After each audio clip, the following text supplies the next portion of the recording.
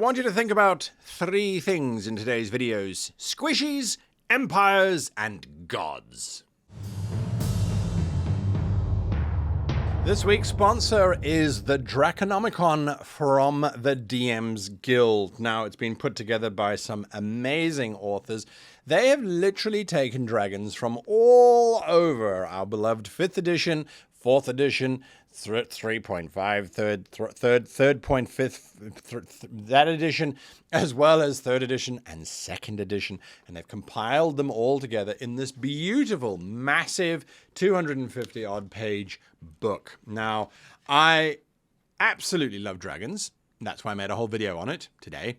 And I love the content that this book has. It's also got some old pictures in it that you kind of look at. If you're like me and you've been around for a long time, you kind of go, oh, I remember that dragon. I remember that particular drawing or that illustration from this edition or that edition. Anyway, it's packed. It's got things. It's packed. It's got magical items, all the different dragons from all the different editions. It's got some fun types of dragons like tome dragons, blight dragons, electrum dragons, dragon eels, and even nickel dragons for the cheap DM. It's really cool. They've added in some new combat techniques for dragons as well, things like shake and crush, and some other combat opportunities that you can take advantage of and add to your dragon type encounters. Really, really, really cool stuff. Now, it is available for print from the DM's Guild, or it's available as a PDF. Again, head on over to the DM's Guild, link down below. Pick up your copy of the Draconomicon, because I really think this is a solid book to have if you like dragons in your games. And let's be honest, who doesn't? Hello and welcome to this week's episode of How to Be a Great GM. My name is Guy, and hands up, this week's episode is definitely inspired by the sponsor, the Draconomicon from the DM's Guild. Now, we are talking about making dragons more interesting in your game. How do we do that? Well, we hit the subscribe button if we're not already subscribed, and then we hit the like button. Because dragons, you see, as well as YouTubers, like to hoard those things. And the more they get, the happier they are. And it also actually helps in terms of keeping the channel alive and the channel going. So if you haven't already done that, please do so. Okay, so dragons. What makes dragons different from other monsters? Well, there's a whole bunch of things, but one of the things that I think is really important for us to realize is that dragons obviously go through different ages. They go egg, they go wyrmling, they go young adults, old adults, ancients, worms. It depends on your particular edition as to what they are called in their final state: ancient dragons, ancient worms, great worms, all those kinds of things. But they go through these different stages, and each of those stages, they have different ability values. Sometimes they have different abilities as well. And taking advantage of that as a DM, I think, is very important in terms of creating more interesting monsters when it comes to dragons. The reason why I say this is that at each stage you are presented with a bunch of different adventure opportunities which you may not necessarily be aware of. So let's start with the squishies, the egg and the wyrmling. Now, the youngborn, the youngling, the firstborn little dragon, it's running around, it's trying to learn about itself. It's learning about its abilities and what it can do and what it can't do, and it's starting to scout around looking for a nice place for it to live in, dependent on its different origins and etc., etc., etc., which are all in the book, so you can get the book and find all this stuff out. This means that the adventurers could be hired to steal an egg, they could be hired to protect an egg, they could be hired to acquire an egg. There are so many different options that come with that. Now, I would not have that egg hatch with the adventurers, unless your entire campaign is an Aragon-style campaign and you are going to have the adventurers have dragons each, or have a dragon as an NPC, which they could very well do. It will become problematic later on, which could be an interesting story in its own right. But generally speaking, these eggs should take centuries to mature, or decades to mature, something along those lines, something there. And the players are then contracted to get these eggs, protect these eggs, find these eggs, or transport these eggs somewhere. So that's slightly interesting. It gets more interesting once the eggs hatch and there is a wyrmling. That wyrmling is trying to learn its powers and its abilities. Imagine now if you run an adventure where a figure dressed in a cloak approaches the PCs and says, "Would you please go and capture 12 ogres?" and deliver them to cave number 5 up the hill. That's a much more interesting adventure.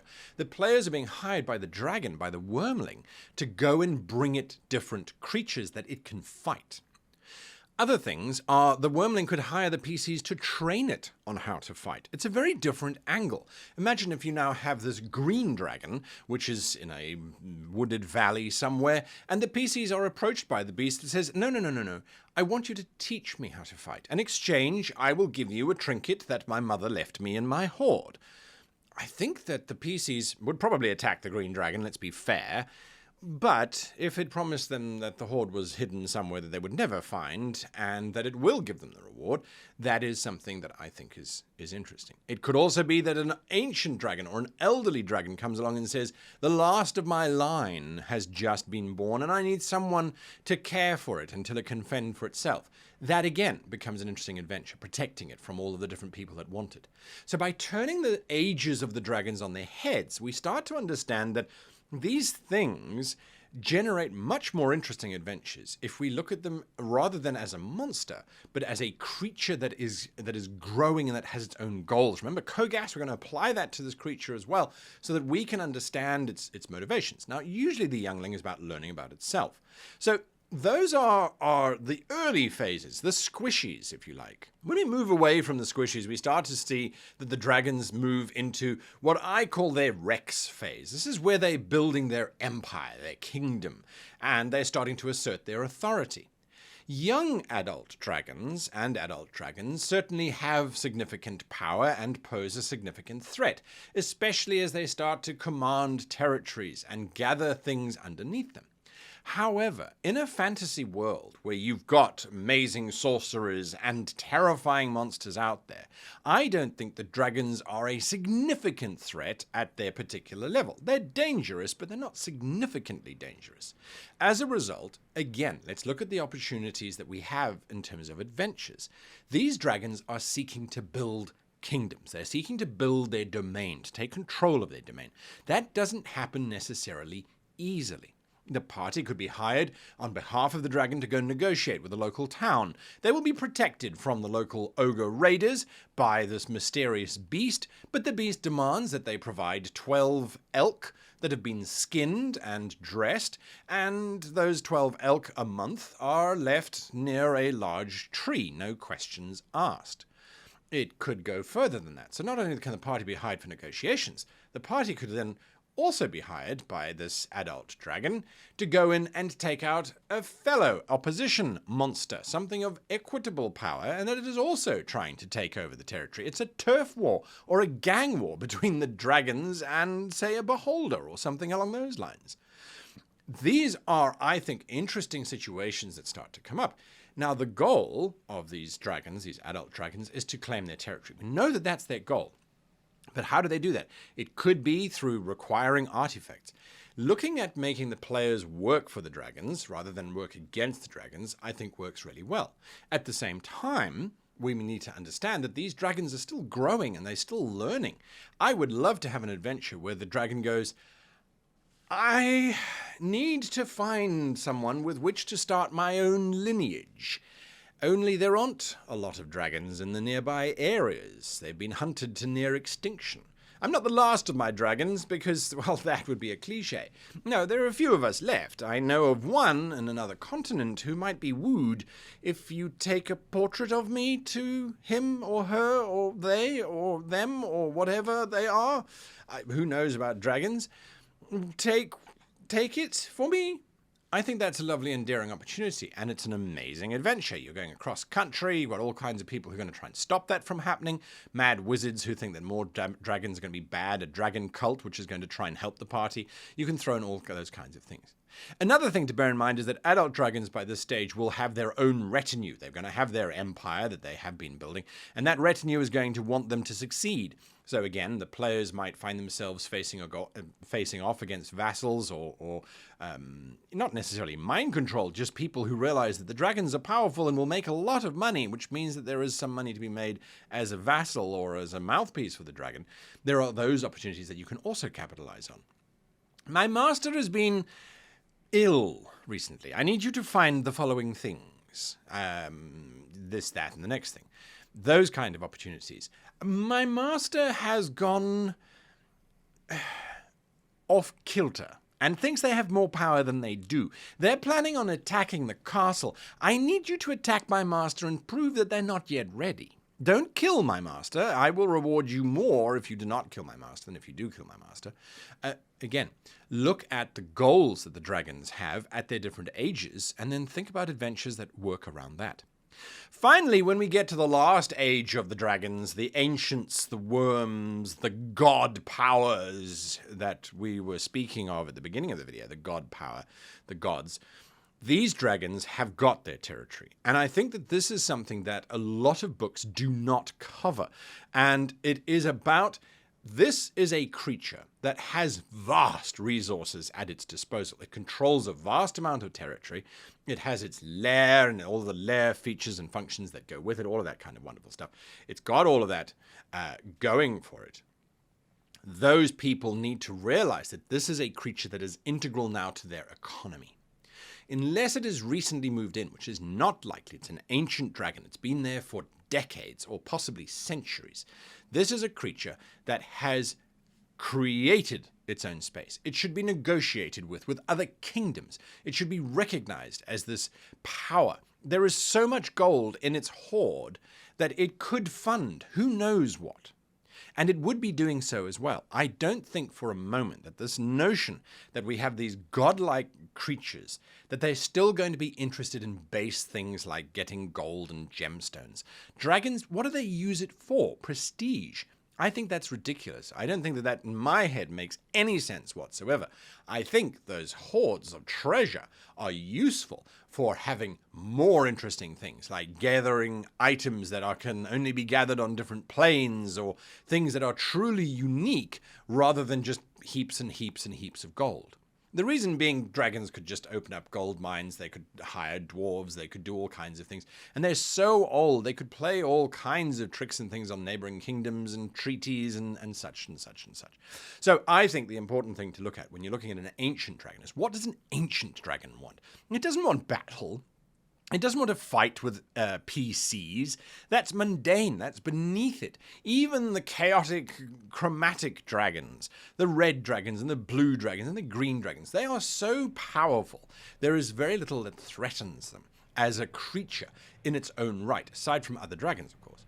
And, of course, the players. So this creature that has somehow managed to survive for hundreds of years is going to let itself get taken out by a bunch of PCs. I don't think so. I think it's going to look at it and go, my stake in my own existence is hundreds of years old, and I have just vast amounts of resources available. Yes, I might have an arrogance that goes with it, or an ego that goes with it, but I'm collecting rare things. So those adventurers that are coming here, they're far more valuable to me to hire them to go away and collect stuff for me, and to give them 100,000 gold coins. That's what I collected in my 5th decade. I've got another 5 decades worth of coins lying around, and another 100 decades of whatever, etc., etc., etc. That's my take on what you can do to make adventures that reflect these beasts, and rather than make them as a monster that the party have to fight, make them as someone that the party are going to be used by, that the party may use to gain leverage and influence and acclaim and that sort of thing. And ultimately, if you are going to have the battle, the big showdown, the betrayal, which one could argue you're going to get from the chromatics, the black dragon turns around and stabs the party in the back, all that kind of nonsense. Again, you don't stab people in the back if they're providing value to you. You stab them in the back if you gain more from their loss than anything else. So unless the dragon is doing that, I wouldn't do it. Oh, it's edgy. Oh, no, it's not. Everyone sees it coming a mile away. It's when the black dragon doesn't stab the party in the back, because the black dragon is an ancient creature, as a godlike creature. It knows how little people work. It gets it. It's like, I don't have to stab you in the back and make an enemy of you.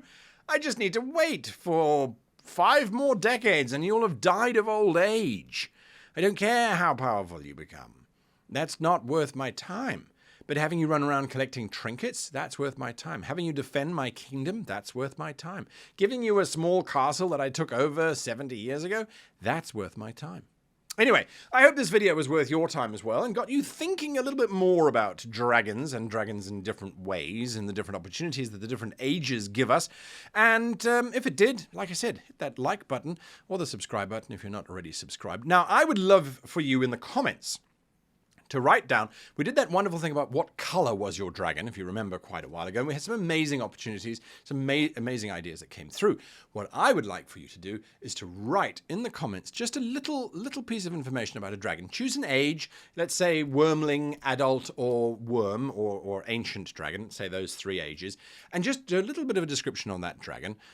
Where are they? What are they doing? What is their goal? What are they trying to achieve? So that we have this bulletin board of adventure ideas. I think that would be a great idea to do.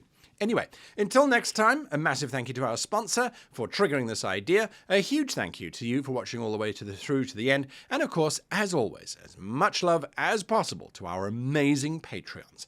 I do love you all. Until next time, happy gaming.